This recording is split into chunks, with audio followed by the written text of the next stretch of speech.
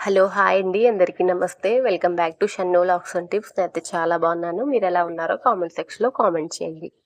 ఈరోజు శనివారం కనుక వెంకటేశ్వర స్వామికి ఎంతో ఇష్టమైన రోజు కనుక ఈ తిరుపతికి అసలు ఈ వెంకటేశ్వర స్వామి స్థల పురాణం గురించి ఈ వీడియోలో మనం తెలుసుకుందామండి. వెంకటాద్రి సమం స్థానం బ్రహ్మాండే నాస్తి కించన వెంకటేశాయ నమో దేవో న భూతో న భవిష్యతి. ద్వాపర యుగంలో శ్రీ మహావిష్ణువు దర్శనార్థం వాయుదేవుడు వైకుంఠానికి వస్తే ఆదిశేషువు వాయుదేవుడికి అడ్డగించి మహావిష్ణువు మహాలక్ష్మితో పాటు శయనించి ఉన్నాడని చెప్పాడు. అడ్డగించిన ఆదిశేషువుకు వాయుదేవుకి యుద్ధం జరుగుతుంది. అప్పుడు శ్రీ మహావిష్ణువు అక్కడికి వస్తే ఇద్దరు వాళ్ళ గొప్పతనం చెప్పుకుంటారు. మహావిష్ణువు వారికి పరీక్షగా మేరు పర్వతం ఉత్తర భాగంలో ఉన్న ఆనంద పర్వతాన్ని ఆదిశేషుని గట్టిగా చుట్టి పట్టుకోమని చెప్పి వాయుదేవుడిని ఆ పర్వతాన్ని తన బలంతో అక్కడ నుండి కదిలించమని పరీక్ష పెడతాడు. ఆ పరీక్షకు సమస్త బ్రహ్మాండంలో అల్లకల్లోలం నెలకొనగా చతుర్ముఖ బ్రహ్మ ఇంద్రాది దేవతల కోరిక మేరకు ఆదిశేషువు ఆనంద పర్వతం మీద తన పట్టు సడలించి పరీక్ష నుంచి విరమిస్తాడు. దాని ఫలితంగా ఆనంద పర్వతం వాయువు ప్రభావం వల్ల అక్కడి నుండి వెళ్ళి స్వర్ణముఖి నది ఒడ్డున పడుతుంది. ఇది తెలుసుకొని ఆదిశేషువు బాధపడతాడు. ఆ విషయాన్ని గ్రహించిన బ్రహ్మ ఆదిదేవుణ్ణి వెంకటాద్రితో విలీనం చేస్తాను, అక్కడ శ్రీ మహావిష్ణువు వెలుస్తాడు అని చెబుతాడు. ఆదిశేషువు వెంకటాద్రి పర్వతంలో విలీనం అయ్యి ఆదిశేషువు పడగ భాగంలో అనగా శేషాద్రి శ్రీ మహావిష్ణువు వెలిశాడు. శేషువు మధ్య భాగంలో అహోబిలంలో శ్రీ నరసింహమూర్తిగా, తోక భాగమున శ్రీశైల క్షేత్రములో మల్లికార్జున స్వామిగా వెలిశారు. పురాణాల ప్రకారం తిరుమల ఆది వరాహ క్షేత్రంగా భావించబడుతుంది. హిరణ్యాక్షుని చంపిన తరువాత వరాహుడు ఈ కొండపై నివసిస్తాడు. తిరుమల ఆలయం గురించి ఎక్కువగా అంగీకరించబడిన పురాణం శ్రీ వెంకటాచల మహత్యం. కలియుగంలో త్రిమూర్తులలో ఎవరు గొప్ప దేవుడో తెలుసుకునేందుకు ఋషులకు యజ్ఞం చేయమని నారదుడు ఒక సలహా ఇచ్చాడు. వారు భృగు మహర్షిని త్రిమూర్తుల దగ్గరకు పంపుతారు. అహం ప్రతినిధ్యంగా పాదంలో అదనపు కన్ను ఉన్న భృగువు బ్రహ్మ శివుడిని సందర్శించగా వారు ఋషిని గుర్తించలేరు. చివరికి అతను విష్ణువును సందర్శించినప్పుడు విష్ణువు భృగువుని గమనించినట్లుగా వ్యవహరించాడు. కోపంతో భృగు మహావిష్ణువు ఛాతీపై తన్నాడు. దానికి విష్ణు క్షమాపణ చెప్పి ఋషి పాదాలను పట్టేటప్పుడు పాదంలో ఉన్న అదనపు కన్నును చిదిమేశాడు. విష్ణువు ఛాతిలో నివసించే లక్ష్మీ భృగు చేసిన పనిని అవమానంగా భావించి వైకుంఠాన్ని వదిలి భూమిపై కొల్లాపూరు వెళ్తుంది. కొల్లాపూర్లో ఉన్న సమయంలో లక్ష్మీ కొల్హాసుర అనే రాక్షసుడిని ఓడిస్తుంది.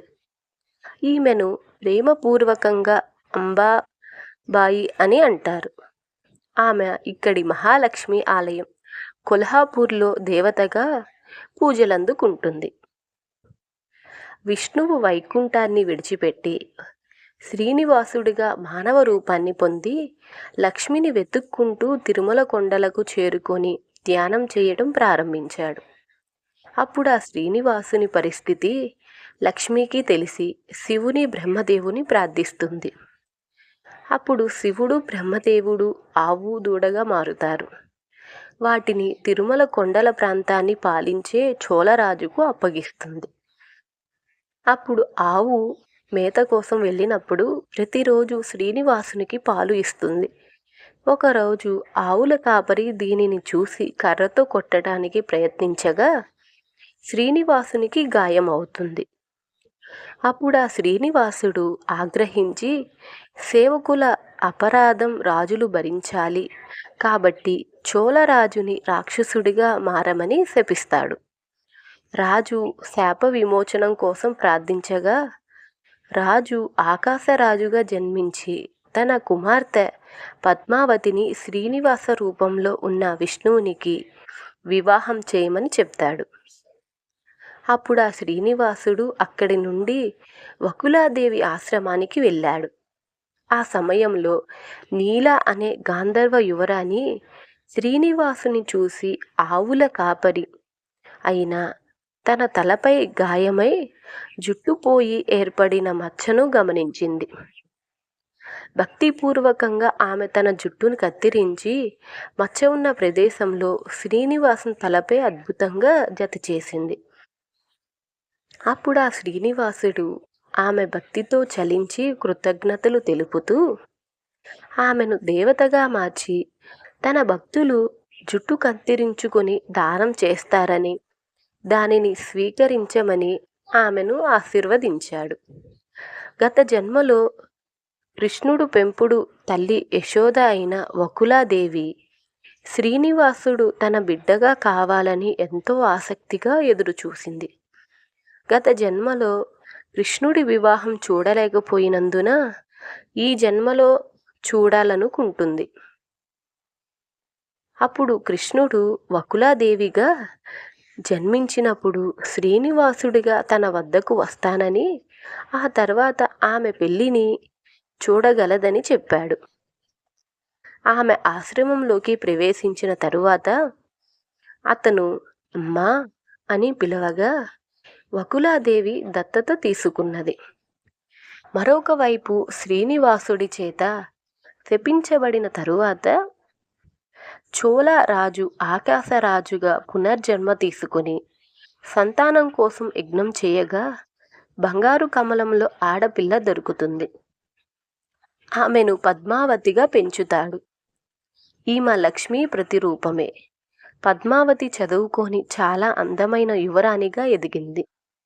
ఒకరోజు శ్రీనివాసుడు వేటలో ఉన్నప్పుడు అతను పద్మావతి దేవిని గమనించి ప్రేమించాడు.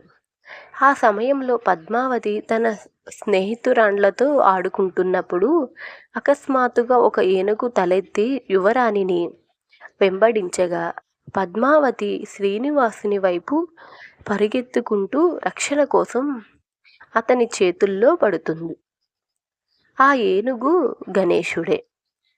పద్మావతి ఆమె స్నేహితురాండ్లు శ్రీనివాసుడు పరస్పర వివరాలు తెలుసుకున్నారు. శ్రీనివాసుడు పద్మావతిని వివాహం చేసుకుంటానని తెలపగా ఆమె స్నేహితురాండ్లు శ్రీనివాసుని వెళ్ళగొడతారు. ఆ శ్రీనివాసుడు వకులాదేవి వద్దకు వెళ్ళి తన పరిస్థితి చెప్పగా దానికి ఆమె వ్యక్తిగతంగా ఆకాశరాజు వద్దకు వెళ్ళి మాట్లాడతానని చెబుతుంది. రాజు తిరస్కరిస్తాడని భయపడి శ్రీనివాసుడు సోది చెప్పే మహిళ రూపంలో రాజభవనానికి వెళ్ళి రాణికి పద్మావతి భవిష్యత్తు గురించి చెబుతూ పద్మావతి శ్రీనివాస రూపంలో ఉన్న విష్ణువును వివాహమాడుతుందని వకులాదేవి అనే మహిళ త్వరలో ఈ వివాహం గురించి అడగడానికి వస్తుందని చెబుతుంది.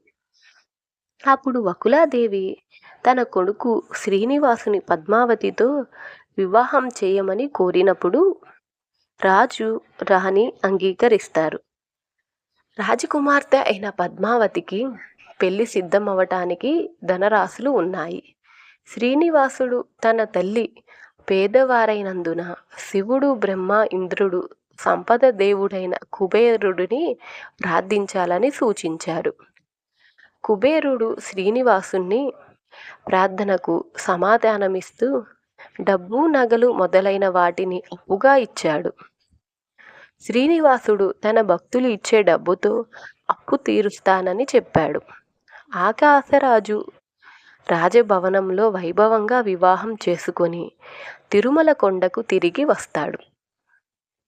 శ్రీనివాసుడు పద్మావతి తిరుమలలో చాలా సంవత్సరాలు నివసించి తిరిగి వైకుంఠానికి తిరిగి వెళతారు. వెంకటేశ్వరమూర్తిలో పద్మావతి లక్ష్మిగా ఛాతి ఒకవైపు ఉంటుంది. అలాగే మరొక వైపు లక్ష్మి మరో అవతారమైన భూదేవి ఉంటుంది. ఈ పురాణానికి కొంచెం తేడాలతో ఇతర కూర్పులున్నాయి. మరో ప్రసిద్ధ రూపంలో పద్మావతి లక్ష్మి కాదు, వేదవతి పునర్జన్మ. ఈ సంస్కరణలో శ్రీనివాస పద్మావతుల వివాహం అయిన కొన్ని నెలల తరువాత లక్ష్మీదేవి వివాహం గురించి తెలుసుకొని శ్రీనివాసుణ్ణి ప్రశ్నించడానికి తిరుమల కొండలకు వెళుతుంది. లక్ష్మీ పద్మావతి ఎదురైనప్పుడు శ్రీనివాసుడు శిలగా మారిపోతాడు. బ్రహ్మ శివుడు ప్రత్యక్షమై గందరగోళంలో ఉన్నవారికి కలియుగం తరువాత కష్టాల నుండి మానవ జాతి విముక్తి కోసం 7 కొండలపై ఉండాలనే ప్రభువు కోరిక వలన అలా జరిగినట్లు చెప్తారు. లక్ష్మీ పద్మావతి కూడా తమ భర్తతో ఎప్పుడూ ఉండాలని కోరుకొని రాతి దేవతలుగా మారిపోతారు. లక్ష్మి అతని ఛాతీపై ఎడమ వైపున ఉంటుంది. పద్మావతి అతని ఛాతీ కుడి వైపున ఉంటుంది. తిరుమల ఆలయంలోని లోపలి ప్రకారం విమాన ప్రకారం ఆనంద నిలయాన్ని తొండమాన్ చక్రవర్తి నిర్మించాడని ప్రతీతి. తొండమాన్ చక్రవర్తి ఆకాశరాజు సోదరుడు. ఈరోజైతే ఈ వీడియో వెంకటేశ్వర స్వామి స్థల పురాణం గురించి తెలుసుకున్నాం కదండి. ఇంతటితో ఈ కథ సమాప్తం. ఈ వీడియో మీకు నచ్చింది అనుకుంటున్నాను. ఈ వీడియో మీకు ఇన్ఫర్మేటివ్గా అనిపిస్తే ప్లీజ్ ఒక లైక్ చేయండి. ఒక లైక్ నాకు చాలా అంటే చాలా ఈ ఛానల్కి సపోర్ట్ అయితే ఇస్తుందండి. ఎవరైనా మన ఛానల్ని ఫస్ట్ టైం చూస్తున్నట్లయితే ప్లీజ్ లైక్ చేయండి, షేర్ చేయండి, పక్కనే ఉన్న బెల్ ఐకాన్ని సబ్స్క్రైబ్ చేసుకోవటం మర్చిపోకండి. Shannu vlogs and tips. Thank you for watching. నమస్తే.